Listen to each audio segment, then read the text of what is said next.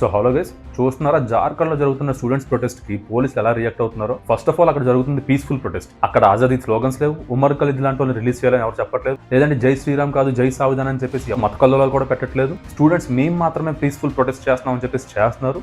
But still వాళ్ళ మీద ఎలా రియాక్ట్ అవుతున్నారో మీరే చూస్తున్నారు కదా ఒకసారి. మరి ఇప్పుడు ఈ సీజేపీ వాళ్ళు స్టూడెంట్స్ కోసం నిలబడతాం, వీళ్ళందరూ ఏమయ్యారా అంటే అక్కడికి ఒకసారి కూడా వెళ్ళలేదు.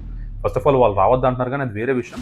బట్ స్టిల్ ఈ సీజేపీ వాళ్ళ తరపు నుంచి ఎవ్వరూ కూడా ఒకసారి కూడా వెళ్ళి చూడలేదు అక్కడ. మరి ఇదే సీజేపీ వాళ్ళు ఢిల్లీలో అంతరచ చేశారు కదా, మరి ఇక్కడికి ఎందుకు వెళ్ళట్లేదు, ఎవరు ఎందుకు రావట్లేదు? ఇక్కడ ఉన్నది కూడా స్టూడెంట్సే కదా, ఇక్కడ ఉన్నది కూడా స్టూడెంట్ లైఫ్సే కదా. ఢిల్లీ ప్రొటెస్ట్లోని పాకిస్తాన్ ఐఎస్ఐ బ్యాకప్తోని అక్కడ పెట్రోల్ బాంబ్ అటాక్ జరిగేదని చెప్పేసి గురుప్రీత్ సింగ్ గారు ఎక్స్పోజ్ చేశారు, ఎన్ని ట్రాన్స్ఫర్ చేశారు. దాని మీద కూడా వీళ్ళు ఏం మాట్లాడలేదు. అంటే ఎంతో మంది స్టూడెంట్స్ ప్రాణాలు కాపాడిన వాళ్ళే కదా వాళ్ళు కూడా. మరి ఆయన ఎందుకు ట్రాన్స్ఫర్ చేశారని చెప్పి వీళ్ళు ఎవరు అడగలేదు. అంటే మీరే ఆలోచించండి ఒకసారి, double standard mind set. And ఇంక ప్రకాష్ రాజ్ గారు వచ్చి ఇన్స్టాగ్రామ్ లో నా ఓట్ ఐడి క్యాన్సిల్ చేసేసారు అది ఇది అని చెప్పేసి ఇన్స్టాగ్రామ్ లో పోస్ట్ పెట్టారు.